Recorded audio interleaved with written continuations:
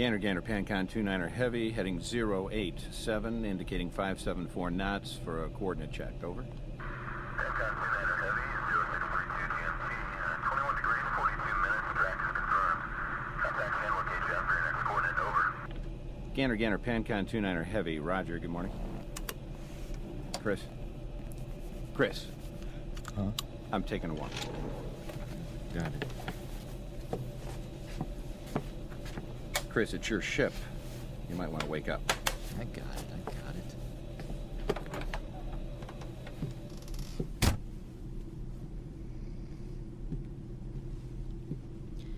Good morning, Captain. Like some coffee? Thanks, Annie. Everything buttoned up back here? Oh, we've got one cranky baby downstairs who's teething. Other than that, routine. Here you go. Thanks. No problem. Any big plans for the layover? Nothing special. Old Pam wants to shop Harrods for a few hours, of course. We'll probably see a movie tonight, but you?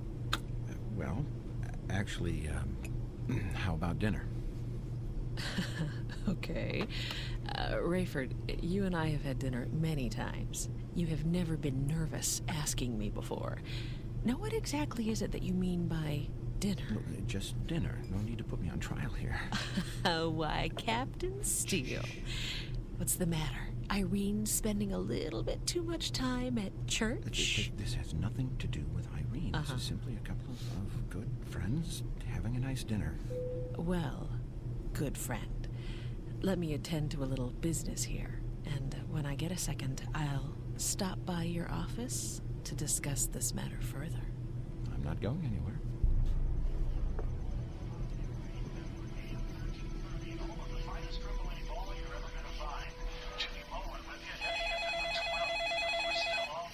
Hello? Oh, hi, sweetie. Not at all. Oh, it's very nice here, too. I've got the ball game on, got some iced tea. Oh, Chester says hello. Kim says hello to you, too, Chester. Okay. No, that's fine. Call as late as you need to. Well, why wouldn't I be here? Right. Talk to you then. Bye. We're certainly keeping our eye on it, but we don't expect it to grow due to this massive high-pressure area, which continues to provide great weather for the southern portion of the country. Moving on to our forecast, another beautiful day on tap for us tomorrow. Sunshine throughout the day, temperatures right around our normal, and our computer modeling shows at least 4 more days of heat. What team you're on until after breakfast tomorrow. We don't want you cutting any deals on us. What we do recommend is that you get some shut-eye. It's a long ride to the camp, and we've got a tough week ahead of us. Now, if you can't sleep, please at least keep it down so that others can. You freshmen are listening, right? More importantly, we don't want to bother our driver. Later tonight, we're going to be in the mountains, and that's no fun in a station wagon, let alone this big monster, all right? Now, this might also be a good time to be praying that some great things will be happening this week, okay? Ride well, and Lord willing, we'll see you in the morning.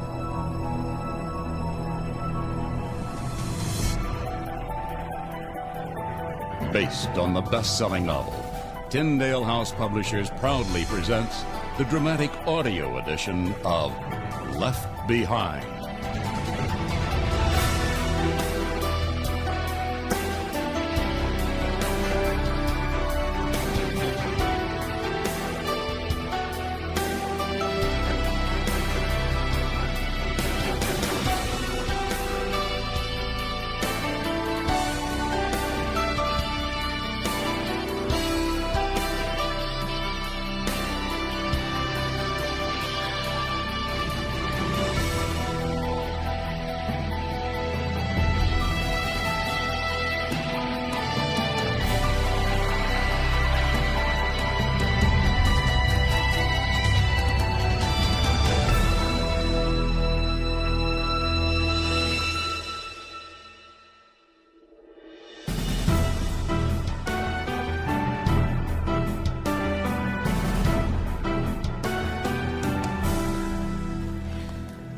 Think about it, Rafe. Wouldn't it be just incredible? Yeah, boy, it'd kill me. If I didn't know what would happen to me, I wouldn't be so glib about it. I do know what will happen to me when I die. I'll be dead. Gone. Finay. But you, of course, will fly right up to heaven. Oh, Rafe. Come on, Irene. Tell me thousands wouldn't just keel over and die if they saw Jesus suddenly appear and snatch up all the living good folk. I've told you again and again, saved people aren't good, they're just... That's it. Forgiven. I know. Hey, if it makes you feel any better, I'm glad you can be so sure about it. I only believe what the Bible says. Hey, is this one of those kicks you get on, like when you were selling that soap stuff door to door? How can you even ask such a question, Rafe? Rafe. Yeah. Oh, yeah. Sorry, caught me. Man, you were out there. Must have been a woman. Oh, that obvious? Yeah, I can't say I blame you. She dropped dead gorgeous. Huh? Even if she is 15 years younger, and even if you are married. Yeah, well, before you go off the deep end with some crazy idea, it was the one I'm married to that had me crossed up. Homesick? Not exactly. She's pushing the edge with her latest kick. Oh, yeah? What's that? Your wife go to church, Chris? No. Mine does. A lot. She getting carried away with it? Sure seems like it sometimes. Well, Carolyn's been letting the boys go to this high school group at a church across town. She attending there too? Nah, just drops them off. But I figure, why not? There are worse places they could kill time. So, Carolyn's not trying to recruit you? No way. I think she's enjoying it because the guys are out of the house that much more. And she still knows where they're at. Why? Irene coming on strong? Like I say, probably just a current distraction for a woman whose husband is gone a lot. It happens. So, Captain, speaking of distractions, what's up with you and Hattie? Chris, I don't know what you're talking about, all right? I'm talking about the way she looks at you. There is nothing going on. All right. So, why are you getting so defensive? I am not getting defensive. Now, just mind your own business.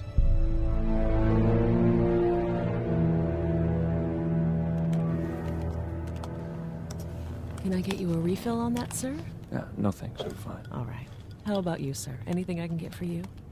I'm doing just fine, but thank you. You're welcome. I haven't been keeping you up, have I? Oh, no, not at all. I'm wrapping up here anyway. Well, don't quit on my account. No. You are Cameron Williams, aren't you? You with the IRS? No. Then I might just be Cameron Williams. Harold Mayhauser. I overheard the ticket agent at the gate use your name before we boarded. You've got the stuff of a good reporter. I know you're not with the IRS. You with the competition? International banking, but thank you nonetheless. I imagine you're keeping busy these days, huh? Cameron, you wouldn't believe. Please call me Buck. Good enough. But the banking community still has no idea when it's coming up for air. Oh, let me guess. All kicked off by one little old scientist from Haifa. Precisely. Think about this. Oil and Arab countries, those were the dominant forces for years. Now, Israel has a formula that causes deserts to grow fertile. It's floating in cash, and suddenly oil is a lesser commodity. Oil is a lesser commodity. The implications are staggering. But this, of course, was before the Russians went a bit crazy. Well, I don't need to tell you, you were there. The right place at the right time. Just lucky, I guess. Internationally respected journalist present to witness how Israel's God protects it in biblical fashion. I'd call that something other than luck. Well, to be truthful, I guess that was my conclusion as well. I gotta tell you, your cover story, what, about a year ago? Yeah, about that. Great writing. Oh, thanks. But you never said why you went outside. Oh, I'm not sure I know, actually. It was like something or someone wanted me to see what I saw.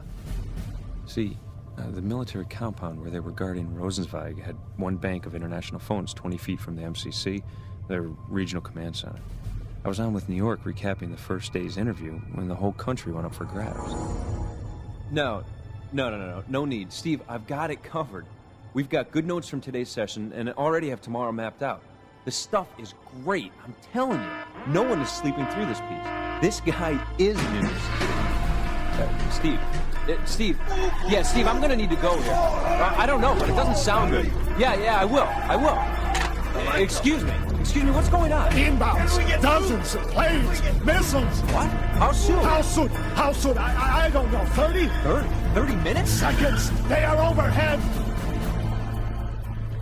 What amazes me is that the Russians fired up everything they owned and were not detected until they were that close. Oh, it was the Americans that saw it first. When there was no monitored response from the Israeli Air Force, the Pentagon picked up the phone. I'd hate to have taken that call. So, tell me, there in the command center, what did you see in the officer's eyes? Good reporter's question. Oh, I saw fear. I felt fear. There was so much pandemonium that I was able to walk right into the radar room. No one stopped me. Take a pie. Cut it into thirds. The top third was almost solid green with radar contacts. The missiles and planes were so thick you couldn't even tell them apart. Russia was not negotiating. They were out to destroy. Air Command had scrambled its fight, though no one expected them to get in the air in time. With that done, it was like a vacuum developed in the room. Men just minutes ago invested with so much power sat totally helpless, spectators to their own execution. The Patriot batteries performed flawlessly, like scoring a direct hit on a freight train with a fly swatter. Even under the desk, I had to shield my eyes from the light. Nuclear. The building rattled. Even felt like it moved a couple of times, but wasn't hit. We figured that was a matter of time. A MiG crashed 400 meters to the west, throwing a wing cartwheeling at the building. It punched through the wall next to the phones I was just on. Still, no one hurt. Despite the radar screens and the freight train roar, despite the fact that my survival instincts were in full swing, I did something very strange. I was curled up on the floor wondering, strange things, if my father would be able to ID the remains. Wondering why I hadn't married, wondering if there was a God, and if I might be meeting him in a minute or two. And as if seeking to answer those questions, I got up from under the desk and walked out the door. Every sensory input was instantly under attack. I felt a furnace blast of heat. The blaze of the sky equaled 20 suns' brightness. The smell of molten metal and burning sulfur sliced from the falling wreckage. A wave of explosive sound caused my ears to ache instantly, yet I couldn't turn away. I watched in utter amazement as the atomic clouds formed high in the atmosphere away from civilians. Wreckage fell into deserted streets and never onto homes or buildings. Then came chunks of ice and hailstones big as golf balls. I had to cover my head with my jacket. There was a huge roar in the earth. The earth shook and then a gentle rain fell. Slowly, the fire in the sky drifted to earth and faded as it did. In 10 minutes, the roar was gone. The fire smoldered in small balls of flame.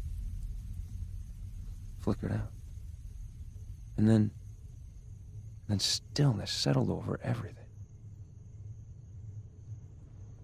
The entire Russian air offensive, including some Persian Gulf allies, had been destroyed, but no one could say just how.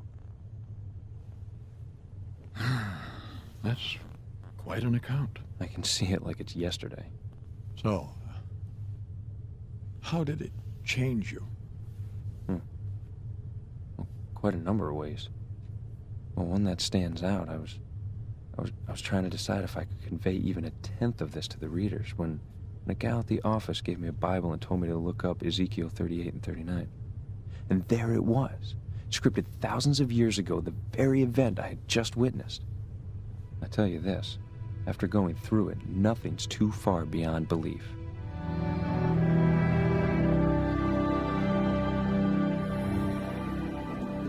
Irene, did you remember to get me more shaving cream? It's in the bathroom closet. I wasn't sure if you needed it this trip or not. I got it. You did remember about Saturday. Saturday? Yes. Raimi? Your son? Driving range? Oh, yeah. Remind me when I get back, will you? And Pastor Billings starts a new series this Sunday. I think you'd find it interesting. I can't make any promises. You know I can be pretty wrung out after these London runs. Oh, Rayford, they've never slowed you down before. Fine. Is this really the discussion you want to have before I leave? Okay. The Holy Rollers at that place seem to make it their business to delve into Rayford, you're right. I don't want to have this discussion before you leave. I don't want to have it when you get back either. I just want you to know that I love you, and I'm praying for you. No promises. Remind me about Raimi. I'll see you later. Goodbye, Rayford. Oh. Shanwick, Speedbird 113, heavy for a coordinate check. Do you copy? Shanwick, British Air 113, heavy. Do you copy? He's been trying to raise them for almost 5 minutes now.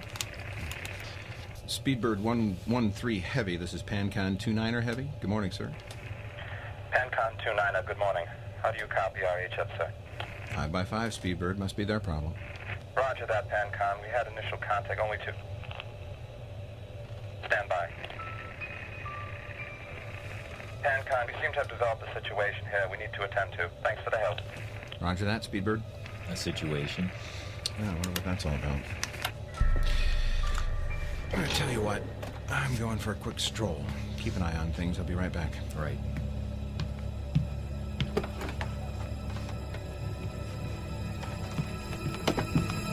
Whoa. Good morning to you, too, Addie. Captain, people are missing.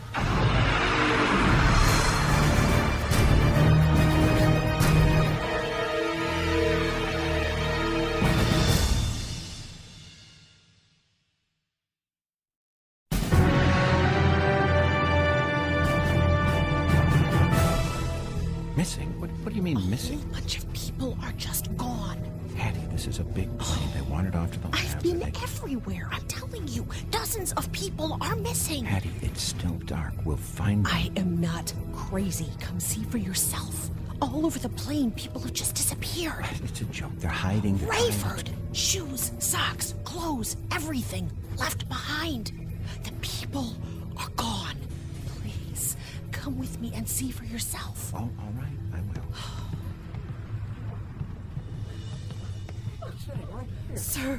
Sir, my husband seems to be... Don't worry, ma'am. We'll find him. I found his clothes. We'll be back. What in the world? Do you want me to turn on the cabin lights? No. The less people know right now, the better. Okay. Captain, my kids. They're... Can you tell us anything? We're doing what we can. Doing what we can? Rayford, what exactly is that? Listen to me. I don't know anything more than you do, but we have got to calm these people and get on the ground. Now, I'll make some kind of an announcement, and you and your people get everybody in their seats. Got it? We'll try. Rayford, look, the uniform! Tony is gone! Give me that. Hattie, we are hours from touchdown. Now, we can't have a plane load of hysterical people. I'm going to make an announcement, but I need you to do your job. Can you? I'll try. Can you do it? Rayford, are we going to die? No. That I'm sure of. Now, I'll send Chris back to get an accurate count. You get a stack of those visitor declaration forms. For what? Just do it.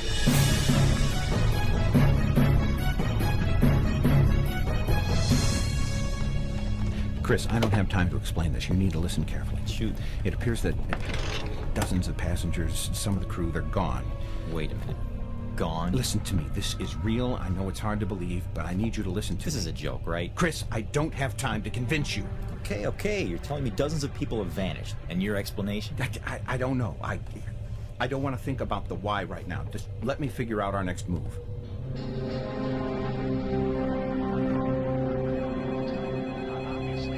Something has happened here. I don't see him. He was on left. Jacoby was on second. I'm almost positive Jacoby was on second. Folks, I'd love to tell you I'm seeing things, but I'm looking at the bleachers now. Well, everywhere I look, folks are looking around. Some running. There seems to be folks that have just left. I'm not sure. Both teams are wandering out onto the field. Ladies and gentlemen. Excuse me. Trouble, ma'am? It's my husband. Does he need something? He's gone. I'm sorry?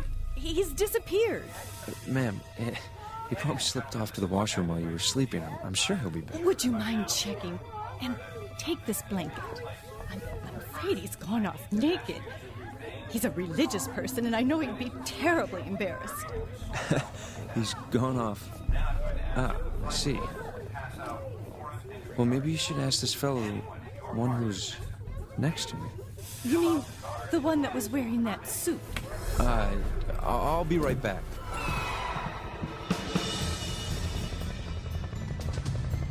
I'm telling you, sir. We combed the entire path down the hillside in a 400-yard radius around where the bus landed. Steve, that's a 48-passenger bus, loaded with luggage, clothes everywhere. And you find 3 bodies.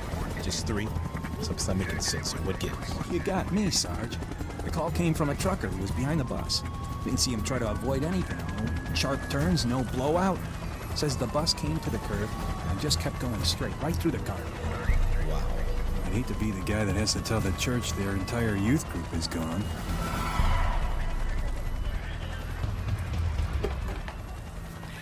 How many? 117. You're sure? I'm not sure of anything right now, Captain, but I know I just saw a lot of clothing, socks, diapers, glasses, wigs. Yeah. I mean, what's going on here? Let's see what we can find out. This is PanCon 2 Niner Heavy. We're declaring an emergency. Does anyone copy?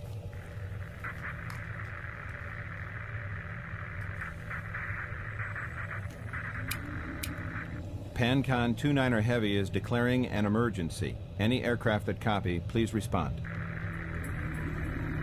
PanCon 2 Niner, this is Concord 08. You have a mechanical emergency? Over. Concord 08, that's a negative. Over. Roger, do you have the fuel to get back to the States, 2 Niner? States? How do we look? Just over 8 hours. 08, we could make Kennedy if we had to. No go on Kennedy, Pan Heavy. Nothing landing in New York at all. 2 runways still open in Chicago. That's where we're going. We're outbound from Chicago. Would much prefer to continue to Heathrow. Negative. Closed. Paris? Left Paris an hour ago. Got word on what is happening, and we're told to go straight to Chicago. What is happening, Concord? If you do not know, why the Mayday? I've got a situation here I don't want to talk about. You are missing passengers, right? Roger. More than 100. 47 here. What do you make of it? Hard to say. We do know it's not just airborne. Orly lost air traffic controllers and ground crews. Stanwick HF went dark. Some planes lost the entire crew. So this was a spontaneous thing? It appears that way. Just under an hour ago. What are you going to tell your passengers? Not a clue, 2 Niner. And you? The truth, I guess. One approach. Trouble is, what is the truth? What do we really know?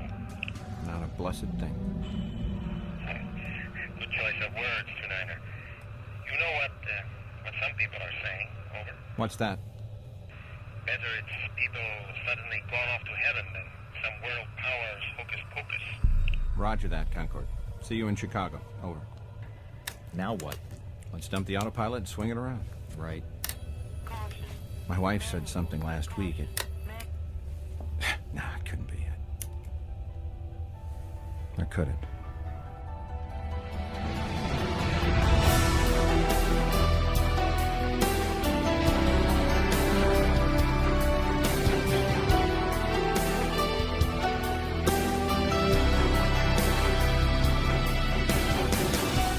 Left Behind, the dramatic audio edition, is based on the book by Tim LaHaye and Jerry Jenkins and has been adapted for radio by Chris Fabry, with music by Steve Wick.